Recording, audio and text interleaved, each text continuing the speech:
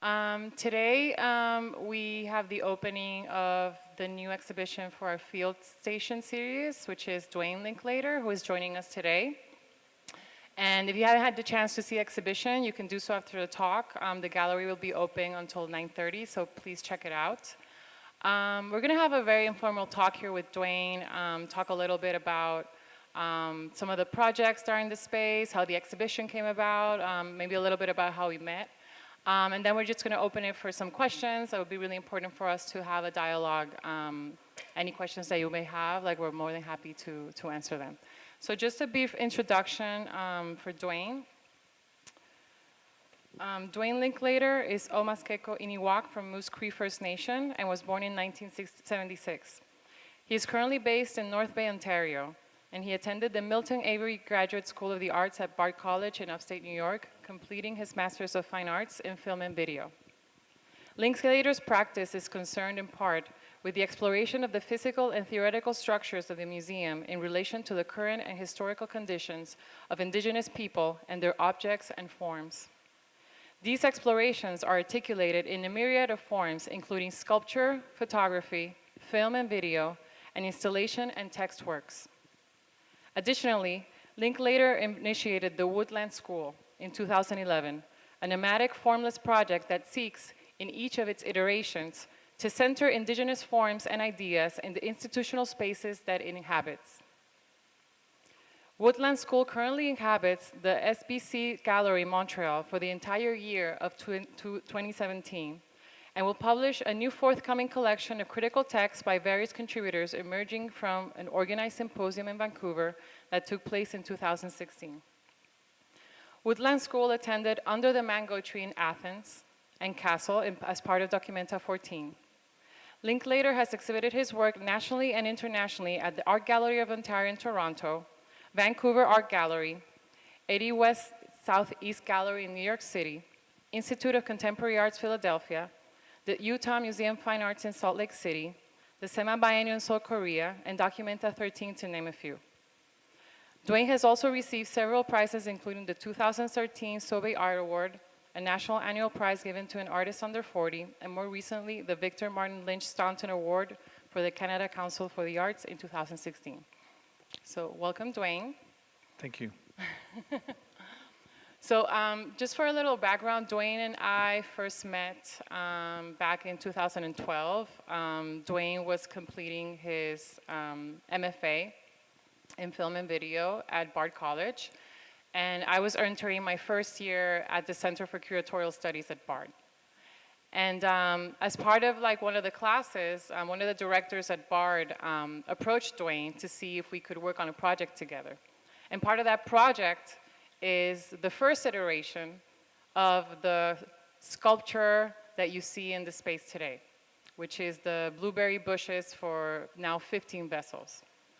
And Duane has been working in different iterations of this project for the past 5 years, and he can explain a little bit more. But the project really grew out of a series of conversations that we've been having for the past 5 years, not only around issues of colonialism, like land rights, but also issues of contemporary arts, but also institutionality. And a lot of Duane's work has to do with the structure of the museum. The structure of the museum, the role that the curator has, the relationship between an artist and a curator, how that relationship develops, and also ideas of authorship. And I think in a lot of his work, there's a blurring of the lines of his own authorship, but also what the curator's ideas feed into his current projects. Just to start a very informal conversation, Duane, I thought that maybe you could speak a little bit about how the Blueberry project came about. The title of this project is Questions About Blueberries and How Things Are Pluralized, which I think is a good starting point to think about why blueberries, why the interest in blueberries, and why the interest in Indigenous objects and the acquisition and collection of Indigenous objects. Thanks, Carla, for the extensive introduction of me. I'm happy to be here and invited to be here to make this exhibition. So thank you to Carla and MSU Broad to invite me here. I'm happy to be here in this particular territory, which I understand is, please correct me if I'm wrong, is Anishinaabe. So I'm happy to be here and be here at MSU as well. This is my first time in this area, and it's always interesting for me to walk around and look and experience, and in this case, the campus, because I'm staying just across the street basically. And so I've had a few days to be around here and inside the museum, but also to walk around the neighborhood and look and experience what's happening around me. And I just have to ask you all a question. What's up with the scooters? I'm just kidding. So I've had an interesting 72 hours here. I've enjoyed being in this building over the past couple of days, and thinking about Zaha Hadid and what she accomplished over her 60 plus years, and what a wonderful space to be in and to make this project in, and to think about architecture, to think about her and her memory. I was recently in New York City doing a site visit, and they were the building that's there. I don't know the name of the building, but I know it's by her. It's a condominium somewhere along the High Line, and she was, of course, it's this wonderful looking building, right? And so my host and myself are walking through the High Line and sort of looking at, admiring her building, and my host mentioned that she also designed the scaffolding, which is around the building, which sort of hugs the building, prevents, for safety reasons. But she also designed the sort of what would you call this canvas material that hugs and covers the scaffolding as well. So I really appreciate people who think rigorously and that deeply about what it is that they're doing, right? Like there's some really nice, I just appreciate the thinking, and the thinking articulated in some kind of material. So I went off a little bit on that, but I appreciate being in this space because I appreciate what she has done, and it's an interesting space. So the Blueberry project started in 2012, and it started more specifically in the winter of 2012. So as Carla was saying, that I went to Bard College for my MFA, and Bard College MFA is a little bit different than a traditional MFA program, which is like, you spend somewhere on campus for 2.5 years, something like that. Bard MFA was what they call low residency program, and so you spend summers on campus, 3 summers, 8 to 9 weeks each, and so your final summer, you're expected to bring with you your thesis project. And so in the winter, I'm making decisions about what it is that I'm going to do. And it seems important because it's your thesis project, and the way that the program is structured is that it's basically a pass-fail or something like that, right? Your board sort of determines if this is valuable and interesting and all of that. And they assess this project. So it's an important thing. And I felt like I had to, I felt like I wanted to accomplish a couple of things. Like I wanted to articulate at that time a very specific Indigenous presence on campus. I felt that spending the 2 years that the previous summers there, that the presence of Indigenous people on campus, specifically in that part of the Hudson Valley, was minimal. The presences of Indigenous people that were articulated in a mural on campus, There was a mural in a nearby town of Red Hook. But one thing that really interested me about the area was the name of the river. That a small, not the main river, but a smaller tributary is the Esopus River, and that river retained its original indigenous name. I thought that this was an interesting thing and an important idea and thing to say. And so I'm thinking about what to do, and I think it would be important for me to somehow articulate Indigenous presence, and how do I do this, right? And then, but I thought, some of my thinking over the previous summers was, of course, thinking about the loss and collapse of Indigenous presence in this particular space, but how can I sort of re-articulate that or propose that again in an interesting way?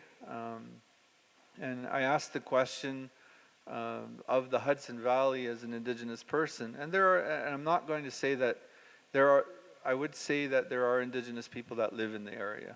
Like, it's important to say that as well. But I asked the question of the Hudson Valley in that particular area, when was the last time Indigenous people picked berries here?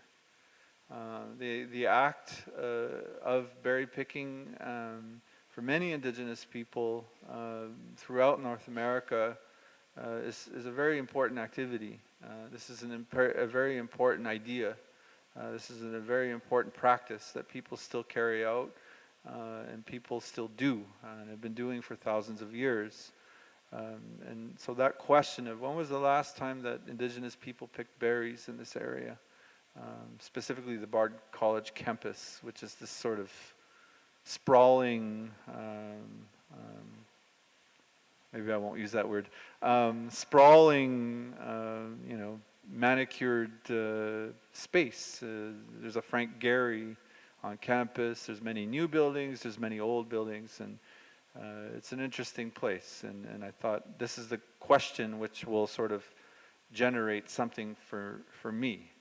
And so I decided that with very limited materials and being a student, very limited money, that I would make a blueberry garden for the campus, for Bard College. And a couple of ideas sort of would help me push or get to that idea of making a garden.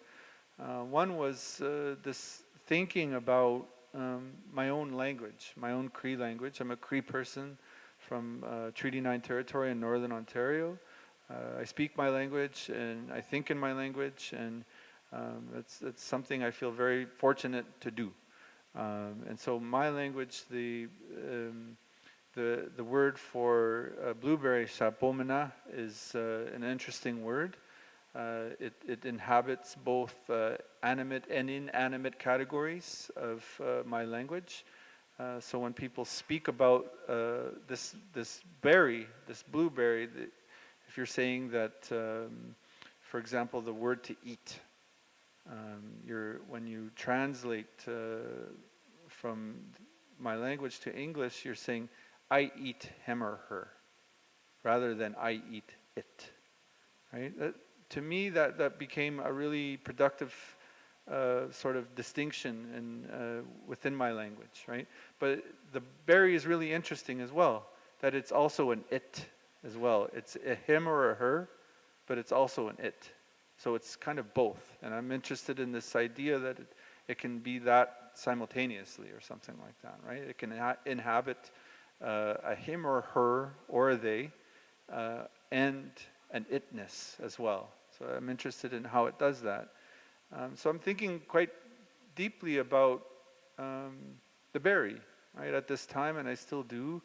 And so I wanted to make a proposition to Bard College that it's up to you, because it's up to Bard College and the people that are coming to this little garden, this little space where I planted it outside of the Hessel Museum, outside of the Center for Curatorial Studies. It is up to the audience, in that case, specifically Bard College, MFA, and CCS people, to consume that idea, right?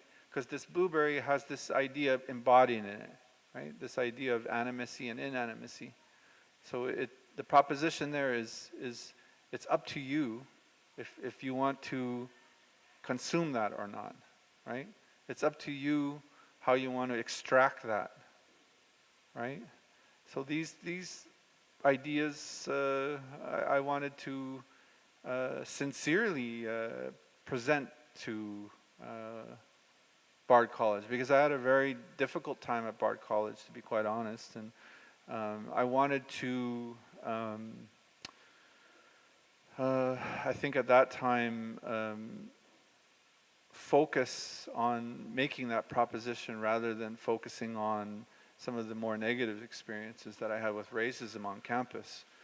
I felt that as an artist and as an Indigenous person, that it was more important to make this proposition at that time. And so I proceeded with getting permission, I guess, from the director of the Hessel CCS at Bard College. It was Mark Eccles at the time? Tom Eccles. Tom Eccles. And he asked, where would you like to do this? And we sort of walked around outside. Like it was always outside, right? And so we picked this one sort of lonely corner of the outside of the building, and so yeah, this is perfect. You know, this is good. And then he said, yeah, you can. You know, it's cool that you can do this here. It's so I went forward with the project, and it was very, very hot that summer. I think it was the hottest summer on record, actually. It was during the day. It was over 100 degrees, and so I worked in the evenings, having no experience of gardening, having no experience of planting or any of these things. I bought all of the materials at Home Depot. So I bought all of the soil, I bought all of the tools, I bought the blueberry bushes themselves at Home Depot. Everything was sort of there in Kingston, New York, at the Home Depot, and so I proceeded to plant these bushes there, and then once I was finished, I invited the Bard MFA community, because I have to give it's up for criticism, right? Like you have to bring your thesis project, and there's a crit, right? So 100 people sort of came this one very, very hot day, and everybody's kind of looked at the blueberry bushes on the lawn. Everybody's kind of milling about, not sure what to do. And then a few people just sort of picked berries and ate them, right? People were just sort of looking at it and not sure, you know, they're maybe skeptical of what was happening. And so then after that, we proceeded to go inside into a theater where I gave a talk, actually very similar to what I'm saying right now. I talked about my language, talked about where I come from. I didn't really give precise information about like why I'm doing it, right? Because I think it's important to leave a lot of space and openness there for audience to sort of make sense of what this proposition is, right? And so that's how the Blueberry Project sort of came to be. And I should note that I was, like, because of the way Bard College is structured, that I was in the film and video program. And not that the film and video folks, the chairs of the film and video department expected me to make a film and video for my thesis project, that they were very generous, and you know, I said, what are you going to do for your thesis? I said, well, I'm going to do this. And then right away they said, okay, sounds great, let's do it. And so we made it happen that very hot summer of 2012.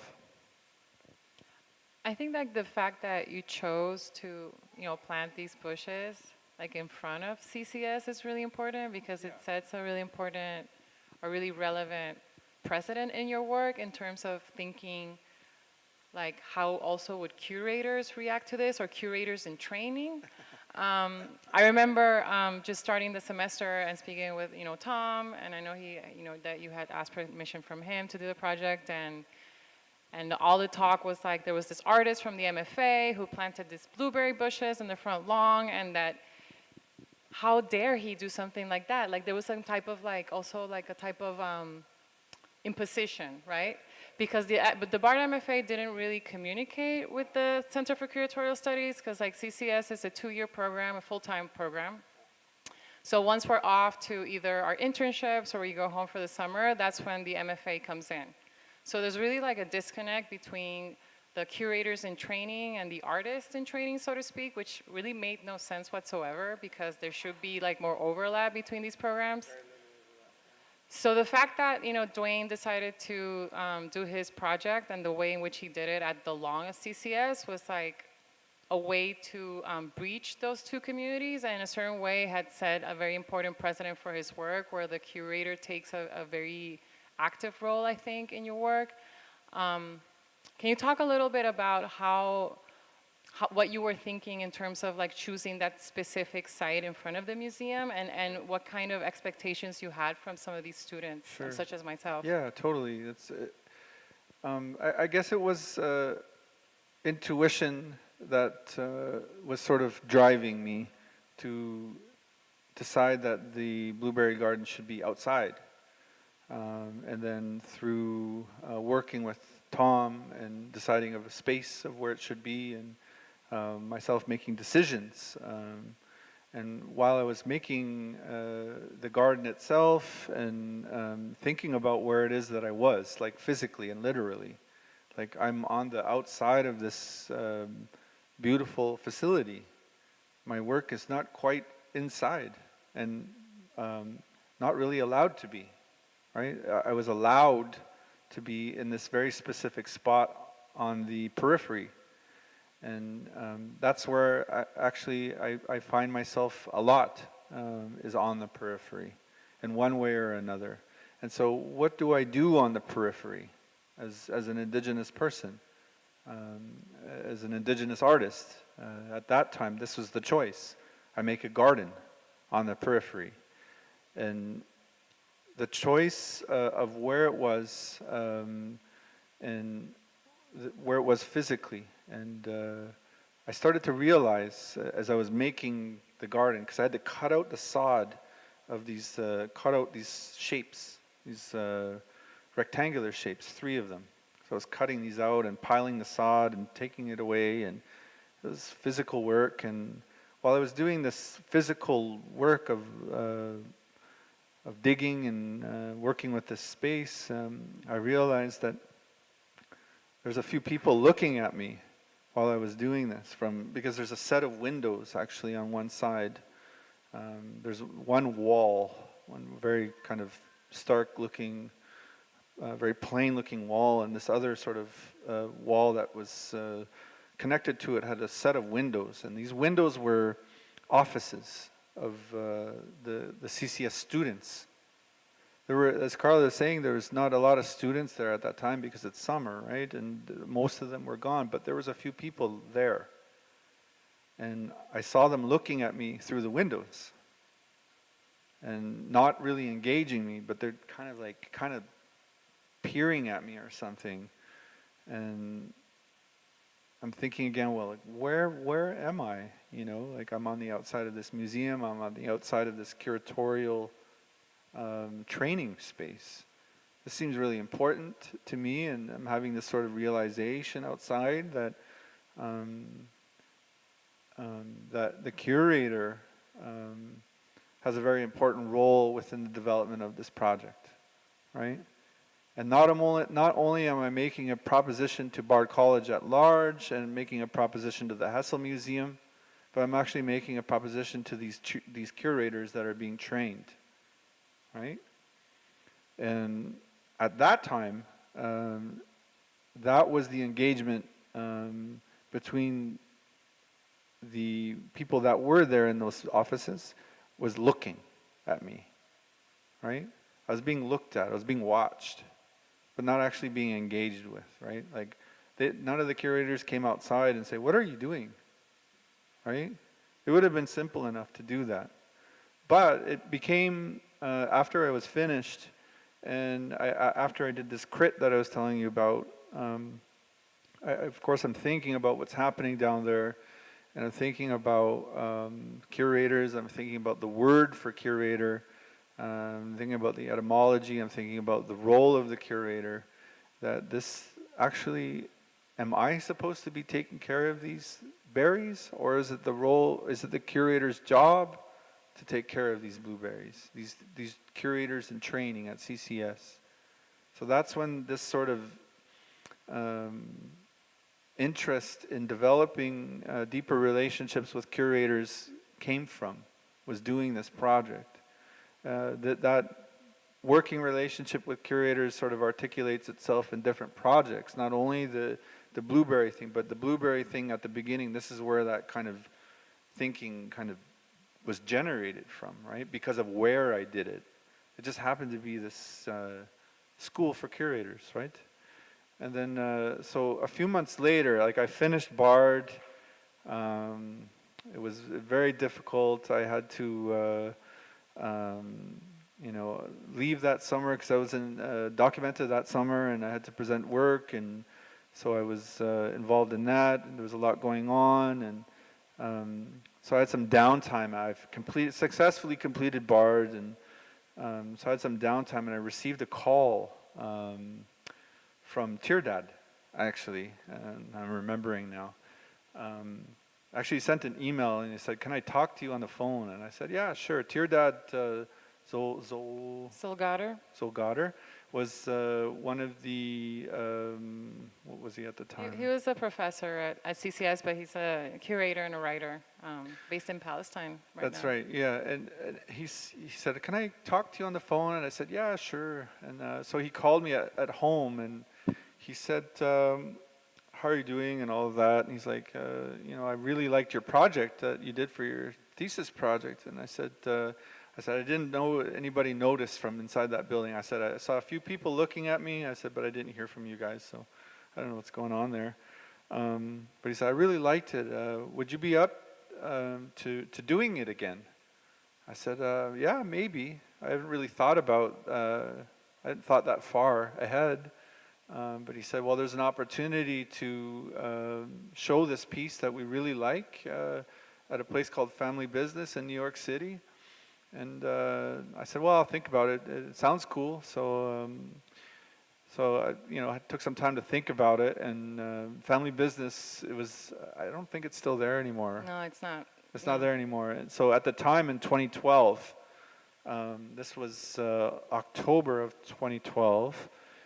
So Family Business was this tiny gallery in Chelsea. It was run by, who was the... Maurizio Catalan, it's like an Italian conceptual artist. Maurizio Catalan was this idea of his. And so it was this very, very small space. It was like maybe 10 by 12 or something like that, and a door, like a set of doors. And is very small, and this is where the space was given to me to re-articulate this project again. And so the first time that I did it at Bard College, I had no curators to work with. The second time at this Family Business in the fall, I had 6 curators to work with. 6? Including myself. Including Carla. And all of a sudden I had all of these extra people to help me with this project. It was wonderful. And so that project, this was the second version of this blueberries. It was actually raspberries that I had planted at that time, because blueberries were out of season. We couldn't find blueberries anywhere in the area, so we got raspberries. And that particular time I just dumped all of the soil directly on the ground, and then planted the berries into the soil. There were no pots at that time. So that's what I did for that project. And we had also programmed a series of events throughout the duration of that exhibition. Layli Long Soldier, the best poet in America right now, I went to school with her. I was very fortunate to go to school with Layli. She was at Bard with me, and we brought her in to read poetry in the space, and we brought other musicians to be in the space with the berries and play music for the berries. And we had this wonderful sort of programming event in this tiny little space in New York City. So that was the second version. And this here, jumping ahead to now, is the fifth version of this project. So a couple of things happened in between 2012 and now, is that I sort of developed, and this is touching on Carla's question about collections, my interest in museum structures and how museums behave and what they do and how they function and how they speak to each other and what they remember and what they don't remember. Became really important within the past 5 years, and it probably will continue to be very important. As my position as an Indigenous person, as an Indigenous artist who finds myself, and coming into these spaces, right?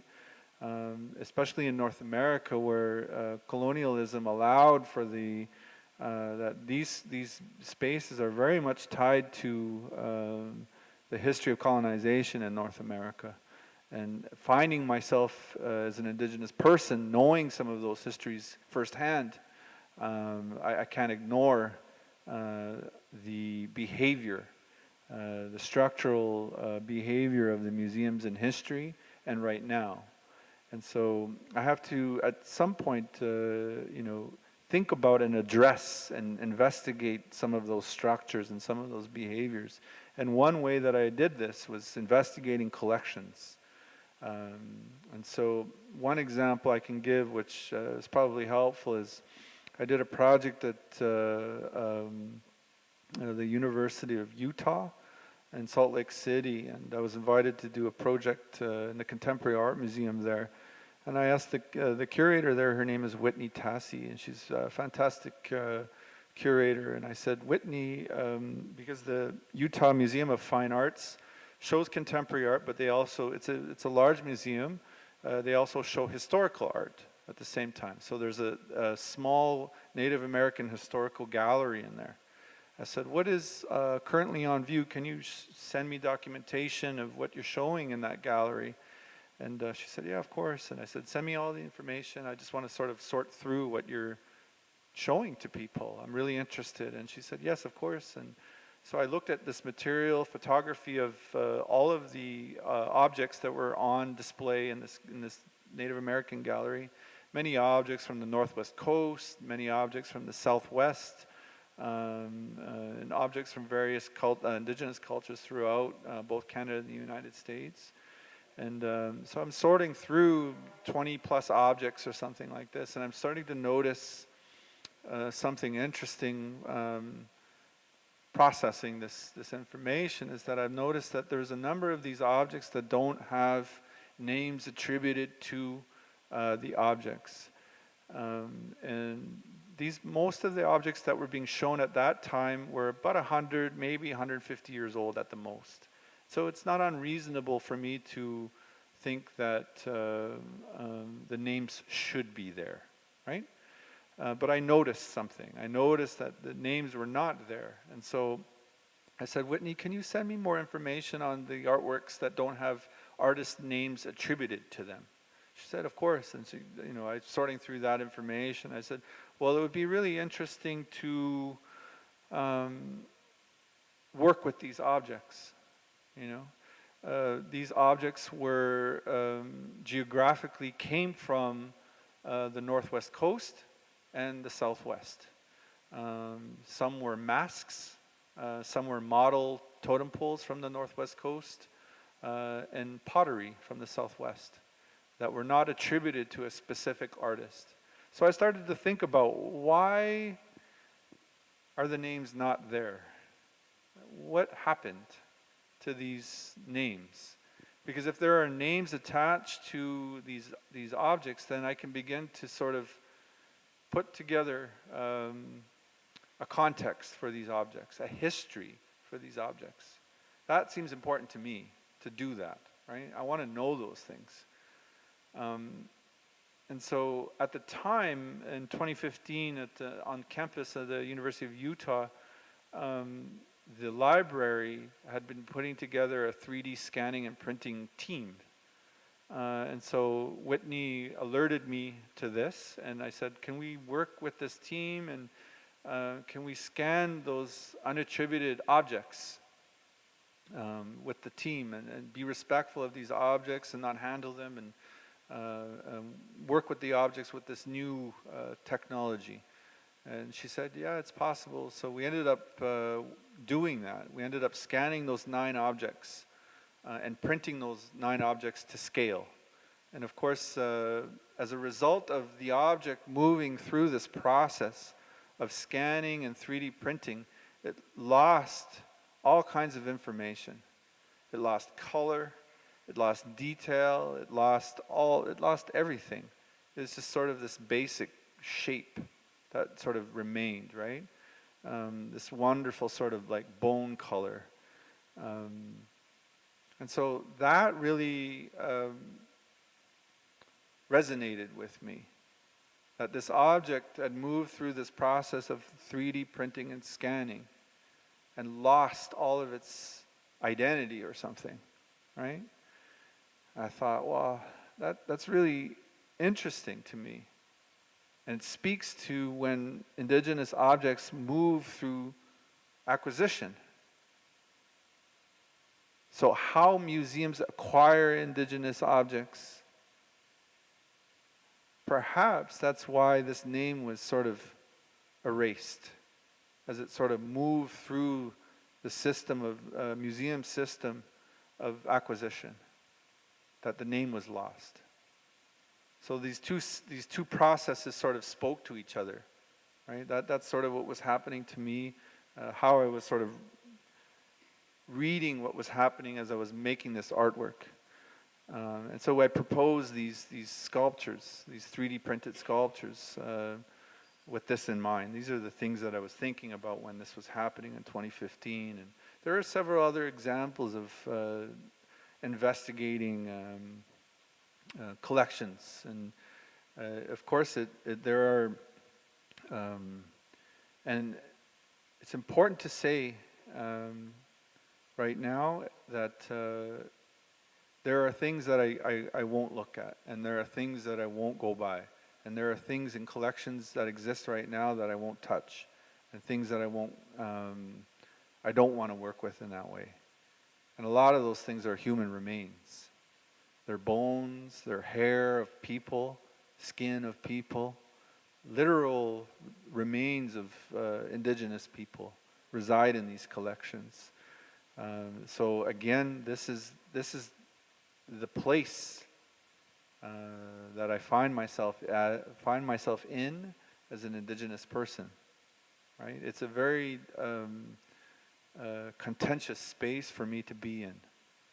It's a very difficult place for me to be in, but I think it's also a very important place for me to decide to be in as well. So again, this project here, as it sort of moved along from variation to variation, I took this sort of methodology, or I don't know if it's even a methodology, this sort of idea of thinking about all of these things about collections, and I decided that I had another opportunity in 2015 to in British Columbia to make the Blueberry project again, and what happened was during that time when this curator, his name is Jesse, requested the Blueberry project to happen, I was just looking through the National Museum of the American Indian online collection. I was looking at pots, I was looking at ceramics, and so I put those two together. Like he had asked me when I was looking through these collections, so I decided that the Blueberries, if I'm going to bring them inside, that they should have like a home or something. They should have a vessel for them to be in, a very specific kind of gesture for them, right? And so I'm looking through the collection of the National Museum of the American Indian, and I'm sort of really interested in these pots in this particular period. There's sort of like human representations that are sort of happening. There's some are very sexual, some are very explicit, some are really super interesting. And I sort of landed on a set of pots. There's maybe about 15 of them. There were faces, there were heads. I thought, well, this sort of makes sense to put these two things together. This idea, this, proposition of a berry, and sort of growing out of somebody's head or something, if you provide the right conditions for it.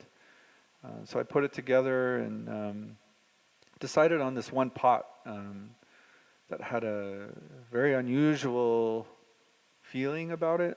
It had a very unusual expression on its face. I just sort of liked it, right? And I thought it'd be important to use it. And I found out that this pot was sitting, it was on exhibition at the National Museum of the American Indian and right now, actually, in Washington.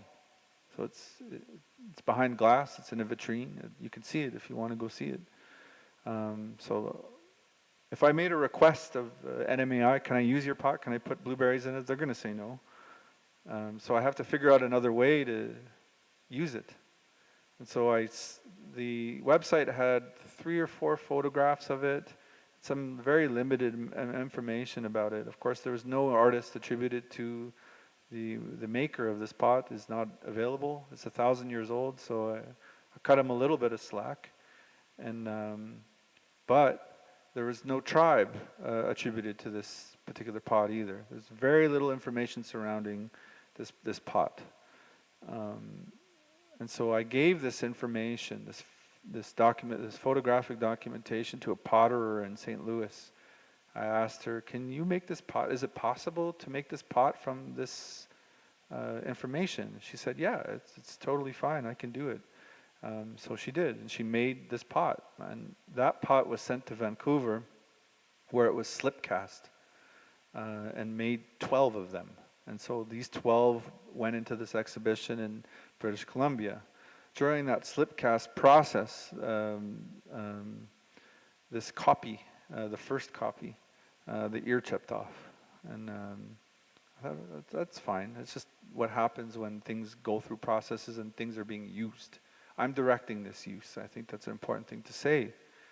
And so that exhibition was fine. It was, we put them on these tables that I had designed, and the curator there in British Columbia in the Nanaimo Art Gallery, his name's Jesse, and he took this role very seriously because we had discussed the role of the curator in relation to myself, also in relation to these berries, and taking care of them. He took it very seriously. He watered them and read poetry to them, and he unfortunately, the berries didn't survive the conditions of that gallery, and they perished. So it's also important to say that as well. And so Carla and I began speaking about making this exhibition over a year ago, I think, year and a half ago, something like that. And we thought it was a good idea to proceed with the berries again. And I have this copy, first copy. I like that word copy. It tells you that it's a copy, right? It doesn't tell you that it's the original. It's not trying to fake or deceive you into telling you that it's original. It tells you that it's not, right? I think it's important for me to say that, or the objects to tell you that, right? That they're not originals, that they're copies. They're copies of copies, actually, these ones here. So there are 3 potterers, ceramicists that made these pots that are here in the gallery, and they made 15. And each project before this is the 5th one, so 4 of them, there's always 12. I always thought it was like kind of important to stick with the number 12 or something like that, because it's sort of like representative of a cycle of a completion of a cycle or something like that. And then Carla said, "Oh, they made 15, and they made one extra each." I said, "Oh, cool." And I said, "Well, let me think about that." And then, so I guess it just sort of challenges like how I'm maybe replicating a kind of a convention within my own work, right? And then I asked myself, like, well, why stay with 12? Like, why can't it be 15? There's no reason why it can't be 15. They made 15. I should just put in 15. So I did. And, making the decision, I originally thought that they could just go on the floor. Like, the pots can go on the floor and they can just kind of be there. And so it'll be cool. It'll look cool that way, I think. And then, so I was looking through these, I often peruse various archaeological websites. Got to keep an eye on them, right? See what they're up to. And apparently that there was some action going on in Mexico, and that they found some new, new to them, objects. And they took photos of the process of unearthing these beautiful, I think they were Aztec sculptures. And so they would take a little bit of dirt away, take a photo, take a little bit of dirt away, take a photo. It's like, oh, it looks so cool there. It looks awesome resting in the dirt. Should have just left it alone, right? So I don't know, that I didn't want to replicate that, but I just thought it might be interesting to put the dirt on the ground again. And that's sort of where Carla and I began speaking and working together, was this time at Family Business, where I just put the dirt on the ground. It was effective, put the berries in the dirt. So in a way, I sort of went back to the second version and sort of brought it ahead and brought the pots ahead as well. And so these pots are the original is 1,000 years old, and it's poetry, right? It's a poetry. It's a poem, right? I think that's a really beautiful way to think about Indigenous art that's 1,000 years old or 5,000 years old, or that these are poems that these artists made, right? It feels like a poem to me when I look at it. I haven't actually seen the original. I've only seen photos. I've only seen representations of the original. It was up to me to sort of make sense of those representations or something. So I think that one thing that you touched on that for me is really interesting as an artist, you work really intuitively. And perhaps like before we open up for some questions, because I want to give the opportunity for people to have a conversation with you. But I think that this exhibition is really interesting in the way in which you combine new work with recent work, and even like the Blueberry project is really new in a way, because the pots is the first time that they're handmade, so you can see that each one has a very different personality to them, so you can attribute it to a person that made them. It has like the touch of the hand in each of them. The videos, I think, speak of nature and the way in which the animation or how nature is performing. I think for the past few days we were talking about how nature performs in this exhibition. So can you maybe talk a little bit about how you see these different works performing and dialoguing with each other? That came out of this this practice of having discussions and talking to people about art. For me is really, really important. Often I can sort of make sense of my own work with other people, in tandem with other people and other people who want to engage with my work. And yesterday we had met with the docents, a team of the docents who want to know about me and the project, and we had a really nice discussion. And one of them sort of said that word, performativity, and it just sort of really hit me that that word is, or that idea in the exhibition here is very, very important. And so again, this sort of collective thinking and talking about artwork, even my own artwork, sort of helps me understand what it is that I do, because I don't always understand immediately what it is that I do. As Carla was saying, that I make intuitive decisions. Part of that doing, part of that intuition is trusting and believing in making a decision as an Indigenous person, as an Indigenous artist. That often, it still happens, that I question myself or something like that, right? While I'm doing the things, I ask myself, why am I doing that? But sometimes I'm able to sort of like push that little shitty voice aside and not listen to it or something like that, and just kind of push it away and do things and trust myself doing things, right? So that in itself, a sort of intuitive making, I think, is a kind of a performativity of me, and the results are in the exhibition, like making intuitive decisions, like even though I'm not performing, and you don't get to see the performance of that, you get to see the results, right?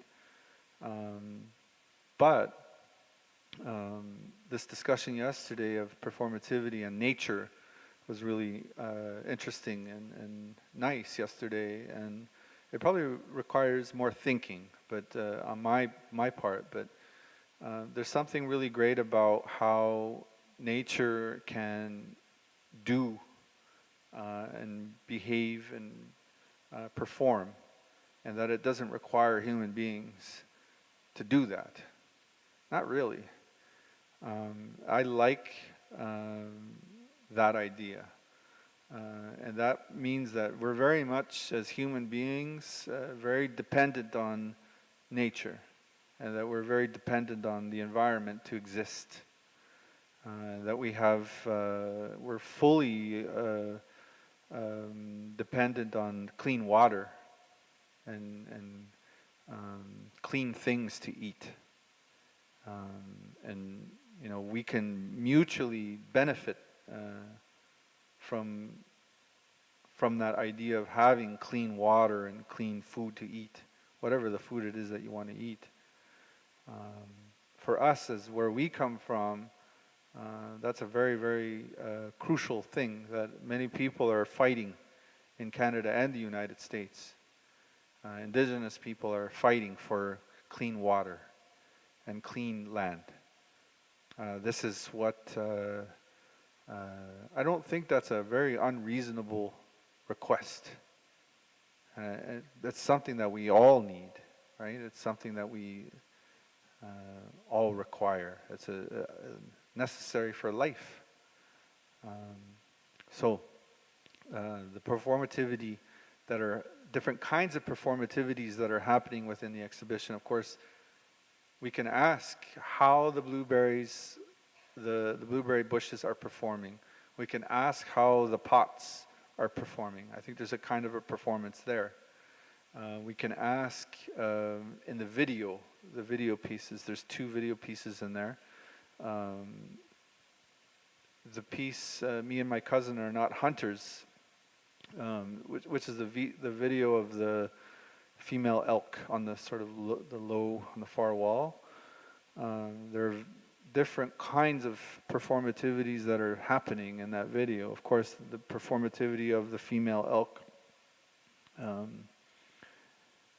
is happening. The performativity of the camera and this idea of the long take, which is super interesting, and a sort of performance of, because I was filming it, is a sort of performance in itself. And then, of course, the text that I wrote is a fictional text about a hunting trip with my cousin. that never happened. It's just sort of a fiction. Of course, there are various kinds of performativities that are happening in that as well. And then the narrator of that story, which is a curator, her name is Alexandra, is a kind of a performance as well. And so there's sort of many layers of performativities and happening in that video alone, and then this other video where I would say there's the most direct evidence of me doing a performance. I don't do many performances. Maybe I'm doing one right now, I don't know. But that video is the evidence or documentation of me doing a performance at the very beginning of Something About Encounter on the right-hand side wall. The very first video of that series, I chase a coyote that I saw on a street corner in Vancouver. So for some reason at that time in 2011, I decided to chase it. And that's what I did. And so the subsequent videos that are in that series that are happening later are sort of different encounters with wild animals in urban spaces. So there's coyotes, there's geese, there's rabbits. There's another coyote in different cities in Toronto, Vancouver, Edmonton, Banff, Alberta. And these, of course, these animals, these wild animals, and I'm sure it happens here as well. These animals sort of perform in different ways as well, and I sort of wonder what this performance of the animal, whatever animal it might be, signals within an urban space, right? I think that this conversation about nature and its power is important to think about in that regard, right? I think that these animals, even though we consistently encroach on their livelihoods, regardless of us and the stupid things we do as human beings to the environment, they tell us, I think, from time to time that despite you, I'm still going to be a coyote. Despite you, I'm still going to be a rabbit. Despite you, I'm still going to be a goose, right? So I think that thinking about these signals of animals is important. Maybe we'll just open it up for questions. So if any of you have any questions for Duane or for myself. Yeah.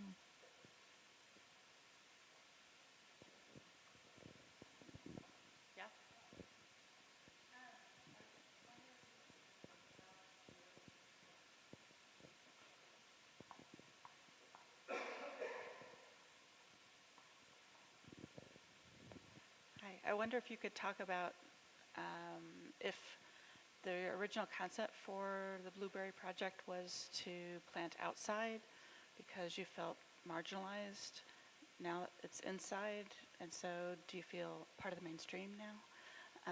Or, I mean, I know a lot about the Broad's history. It hasn't collected Indigenous art. I think you're the first Indigenous North American artist to exhibit here. Maybe you're invading.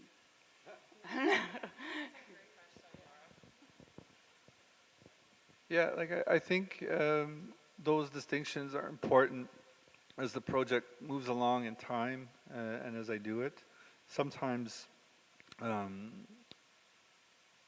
it'll be inside, sometimes it'll be outside, and I think that at this point, that agency of where it goes lies with me, rather than at the very first instance, it was like somebody give me permission.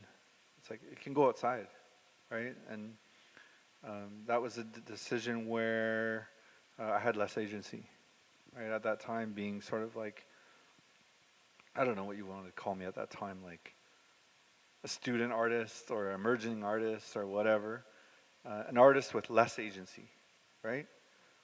And so 5 years later, that I have more, and so that brings up an Indigenous artist with more agency and more responsibility in some ways generates a lot of thinking and ideas of what it is that I do, or what it is that I can do, and who it is that I'm doing it for, right? And how I can facilitate more inclusion of Indigenous artists and thinkers and writers, essayists and poets. Some of them, like Layli, for example, like she's the best poet in America. She's just that, right? But I have a certain responsibility to younger Indigenous artists that I take very seriously. And because I've been given more agency and had more success, that I have a responsibility to them. Yeah, and that articulates itself not so often in my own projects as the sort of singular artist of Duane Linklater, but it often takes place. That responsibility articulates itself in another project I do called Woodland School, which is this sort of ongoing project that I've been doing for 6 years. It has various sort of forms. We don't have a space, we don't have a building, we don't have a home. I'm going to use a problematic word, we're nomadic. There are 3 members of Woodland School right now. For 5 years I was doing it by myself. And so Tanya Lukeen Linklater is a part of it, and so is Cheyenne Turians. Right now we're inhabiting the SPC Gallery in Montreal for the entire year of 2017. So we've negotiated with SPC Gallery that for the entire year of 2017, it's no longer known as SPC Gallery, it's known as Woodland School. We've taken full control of programming and budget for the entire year. And we have a negotiated agreement with the existing staff of the SPC for labor. And so for this entire year, we've started in January. This project's called Drawing a Line from January to December. And so for this year, there are many, many artists over the entire year. It's one long exhibition, and 4 gestures, as we call them. And there are many young, brilliant, emerging, I hate that word, young Indigenous artists that are showing and exhibiting their ideas in this space. And so some of that, success, my own success has translated into being able to make projects like that, and being responsible to some of my community that wants to be interested in contributing to those projects.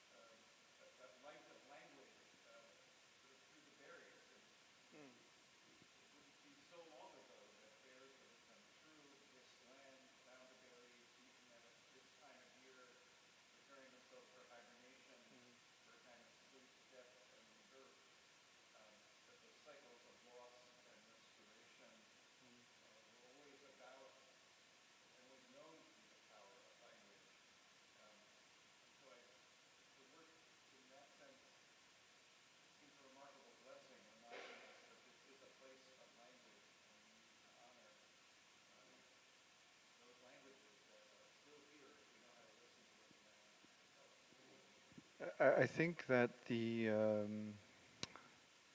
acknowledgement of Indigenous history and Indigenous contemporary presence is important to discuss in this field that we find ourselves in, and MSU at large as well. I'm learning about this space and I'm learning about this territory. As I said earlier, that this is the first time really I've been in this. I've been through this territory many times, but this is the first time I've stayed in this territory. And I live on the eastern side of the Great Lakes, and I'm outside of my own territory. That territory actually is still Anishinaabe territory. Anishinaabe people live here, and Anishinaabe people live where I live too. That's their territory, Nipissing area, and so it's a responsibility of mine. And this is an internal Indigenous conversation.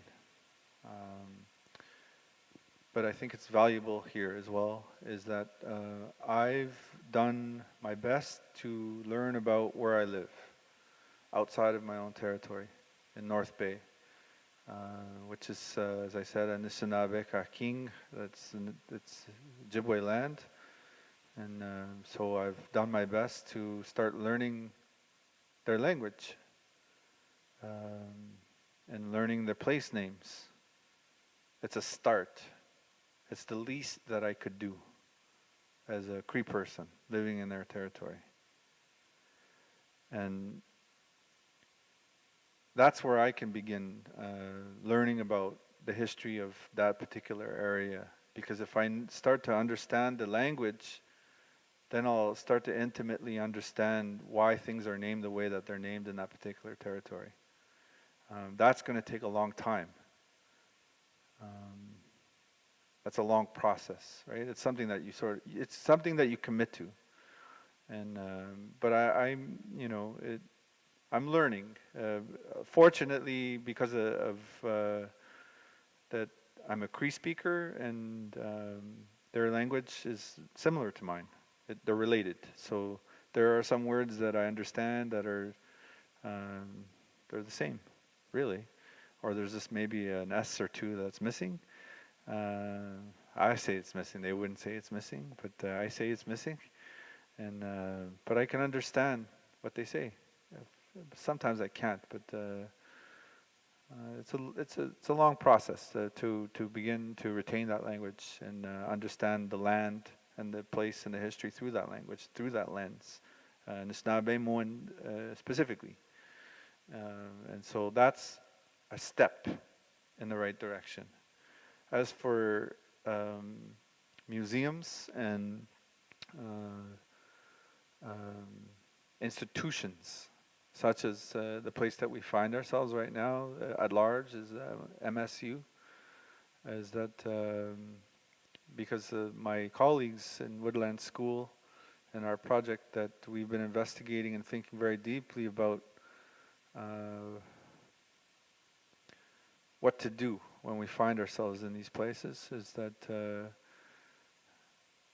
what we're asking for, and this is, I'm not saying this is what the Indigenous community here asks for, but in our experience of traveling to different places and being in institutions, is that we demand structural change.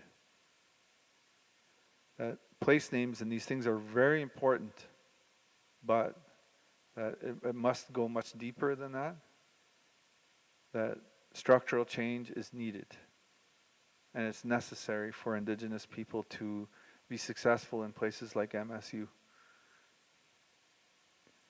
Because of the history of universities and museums, that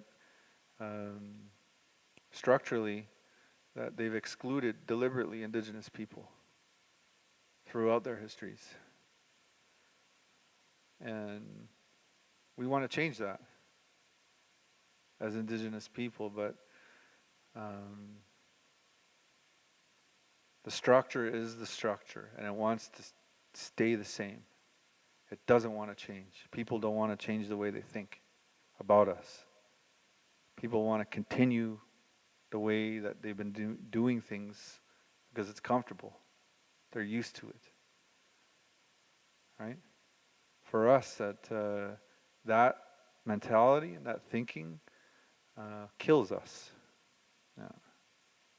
So that's why we ask for change, not just surface changes, like deep structural changes of universities and institutions that have in the past killed us and now like hold our bodies in their institutions. So this is why, right?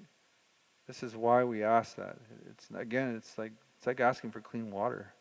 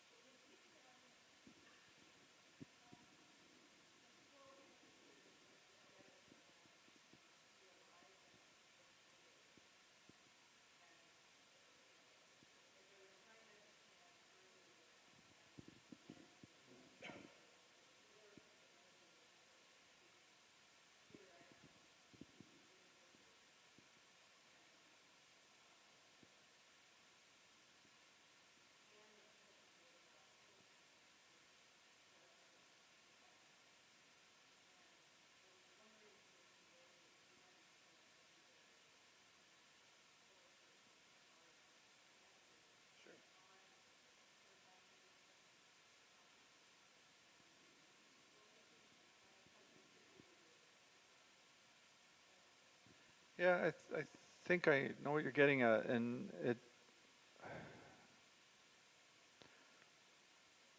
so it's important to talk about the interconnectedness of things and how some Indigenous people, not all, know about that or want to know about that. And so, having said that you know, blueberry picking is connected to bears, and it's connected to hibernation, and it's connected to all of these other things. That's some of what we've been taught about life and about the environment. And so for me, it's not a stretch to say that poetry is connected to the pots, or poetry is connected to the stars, or poetry is connected to anything else that I do as an Indigenous person.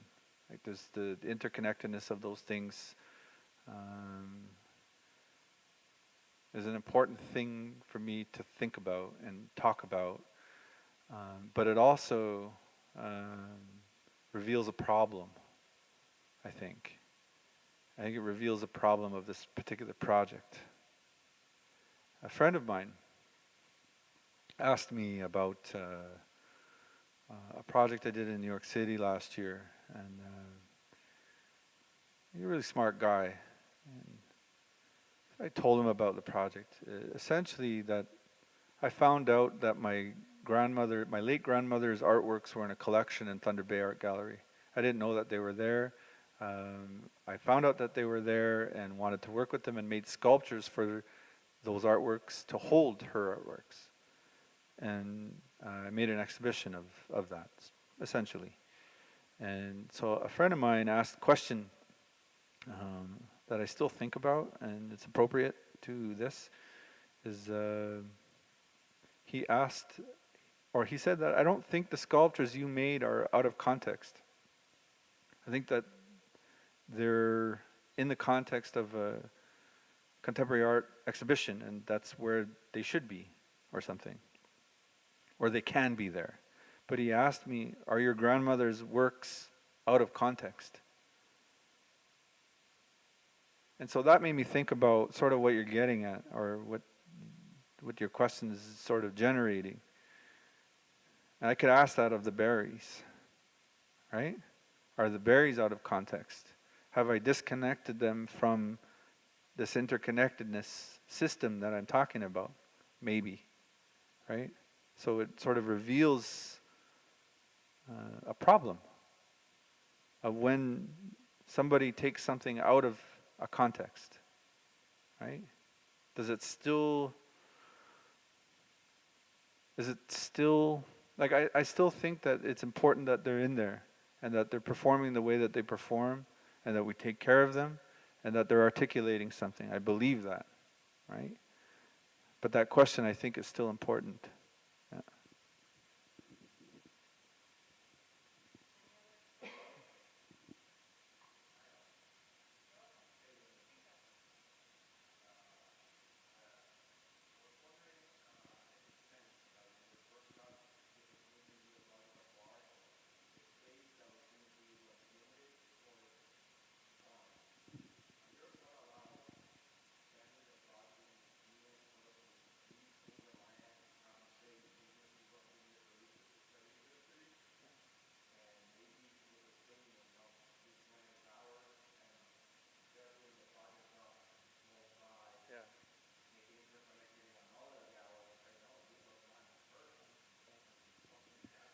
I like that.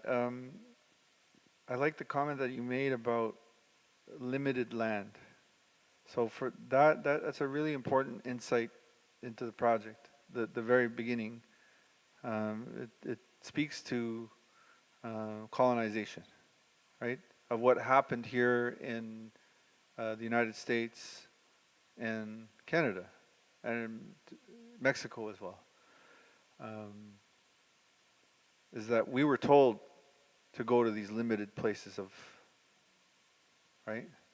By force, right? By violence. We were saying, you go to the reservation, that's where you belong. That's where you live now. That's the space, the limited space that you have to live, right? So, in a way that it's a similar thing.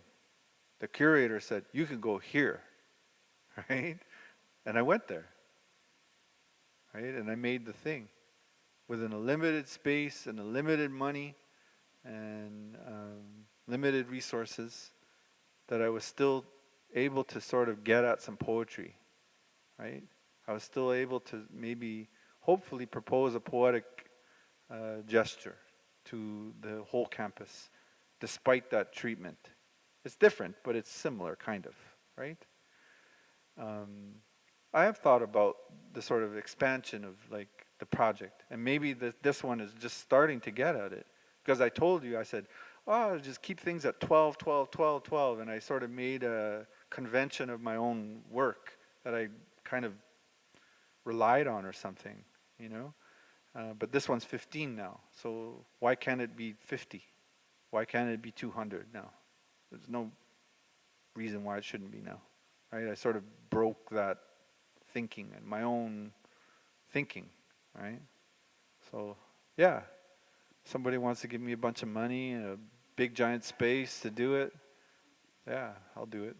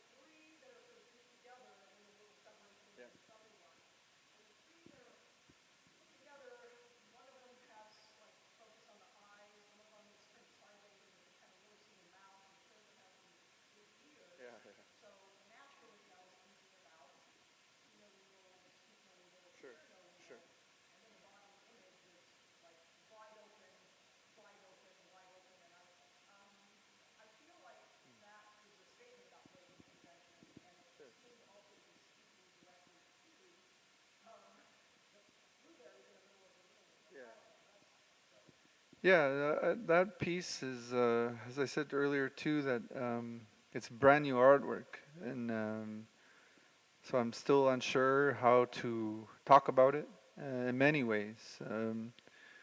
And so I've said that that piece is, I found these 4 prints in North Bay, and decided to work with these prints and scan these prints and sort of work with the representation of those prints that I found, these found objects in North Bay that I paid $10 for.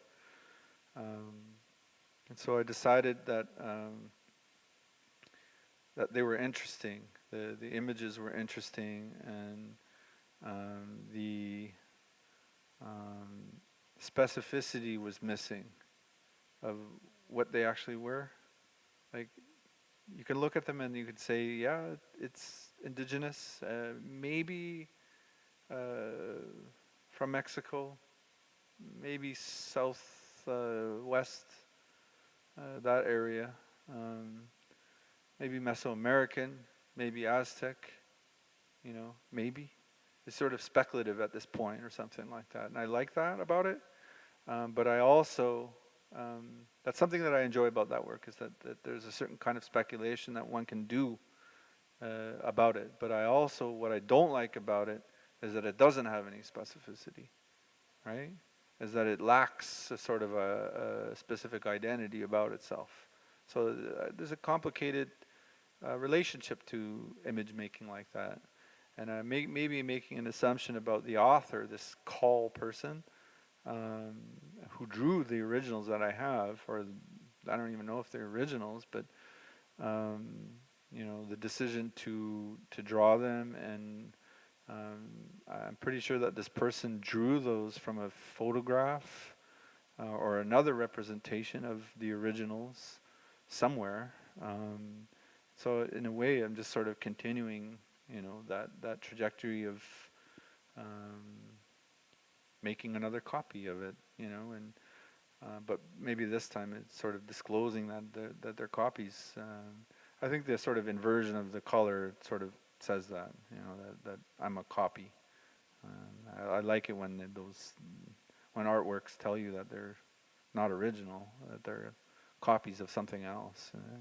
Something important about that in relation to perhaps even stereotypes about the innate abilities of certain indigenous people or artists or something like that. A lot of my artwork is made by other people, you know, and I think it's important to say that, and because it sort of challenges maybe some ideas about that might be projected onto me by non-indigenous people. That artwork for myself requires rigorous research and intuition, and often fabricators and ceramicists and painters and assistants and people to talk with to sort of make sense of it, and so that for me is much more interesting than being a singular sort of artist or something. But it is contradictory. So my name is still on the door, you know. So I don't know. I don't know what I'm gonna do.